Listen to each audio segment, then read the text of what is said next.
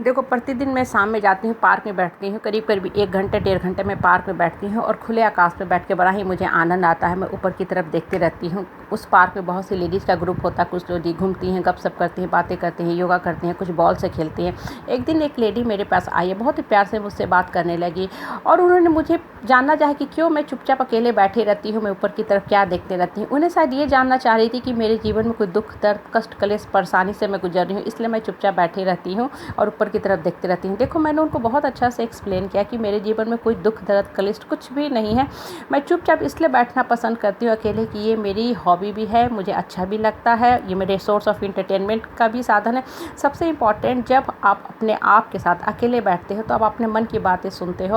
आपका मन क्या कह रहा है वो बातें अंदर से निकलना शुरू होती है और जब आप ऊपर की तरफ देखते रहते हो तो आपका माइंड भी देखो ओपन होने लगता है। जब सारा दिन आप घरों में रहते हो या नीचे की तरफ देखते हो तो हमेशा लोगों की जो लो लेवल बात होती है, लूज टॉक होती है, नेगेटिव बातें होती है, वही सिर्फ और सिर्फ दिमाग में चर्न होते रहती है, घूमते रहती है और आपका जो जीवन है ख़राब होने लगता है। और जब आप ओपन जगह में बैठते हो तो आपका माइंड भी देखो खुलता है। आप इन प्रकृति के जितने सुंदर सुंदर क्रिएशन है, चिड़िया हैं, पशु हैं, पक्षी हैं, पार्क में तरह तरह के जो आइटम होते हैं, इनको उड़ते देखते हो तो आपका माइंड भी खुलता जाता है। आपको लगता है कि देखो, ये चिड़िया भी इस घोंसले में रह रही है, वृक्ष पे रहती है, अलग अलग अपना घोंसला बनाती है, लेकिन आप कभी किसी चिड़िया की आवाज़ नहीं सुनोगे कि दूसरे के घोंसले में घुस गया, वहाँ जाके खाना खा लिया, वहाँ जाके लड़ लिया, वहाँ जाके अननेसेसरी झगड़ा लड़ाई कर रहा। हर चिड़िया अपने ढंग से अपना जीवन जीती है, लेकिन एक इंसान ही ऐसा इंसान है, प्रकृति का एक ऐसा क्रिएचर है कि आता है, झगड़ा लड़ाई करता है, अननेसेसरी दूसरे के घर में घुसा रहेगा, दिमागी टॉर्चर करेगा, मेंटली आपको घड़ी घड़ी डिस्टर्ब करेगा, डिप्रेशन में डालेगा, सफोकेशन में डालेगा। कहने का मतलब इन टोटलिटी हमें ये है कि हमें प्रकृति की इन सारी चीज़ों से सीखना चाहिए कि कितने अच्छे से इस नेचर में रह रहे हैं, ब्रह्मांड में कितनी खूबसूरती डाल रहे हैं और हम कैसे इंसान हैं कि जहाँ रहते हैं सिर्फ और सिर्फ निगेटिविटी ही क्रिएट करते हैं, कि निगेटिव वाइब्स क्रिएट करते हैं।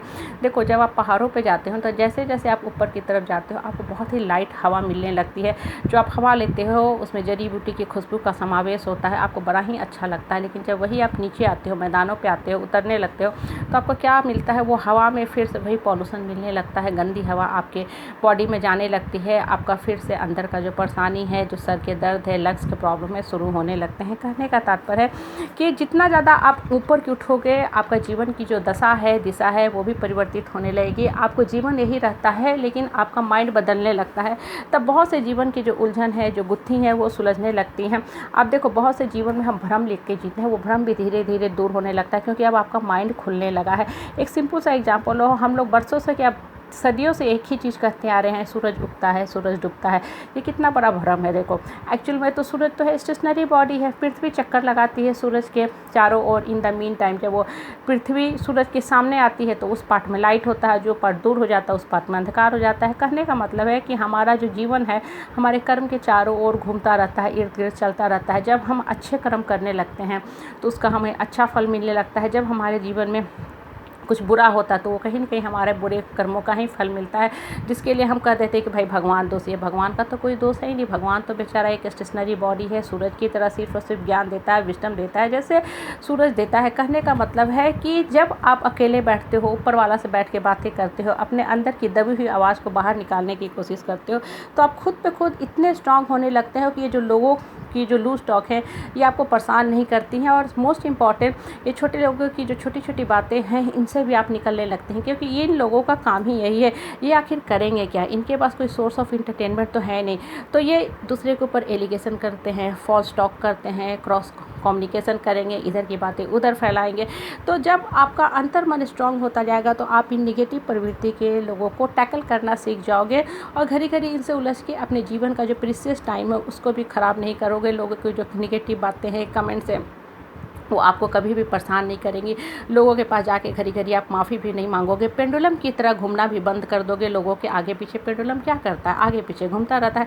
करने का मतलब होता है कि आपके अंदर इतनी शक्ति आने लगती है कि मन का जो कुढ़ंत है, अंदर की जो निगेटिविटी है, लोग क्या कहेंगे, क्यों कहेंगे, लोगों की जो गलत बातें हैं आपके माइंड पे बैड इम्पैक्ट क्रिएट करती हैं, साइकोलॉजी को प्रोवाइड करती हैं, उन सब से आप निकलने लगते हो। आपका जो माइंड का त्रिनेत्र है वो ओपन होने लगता है।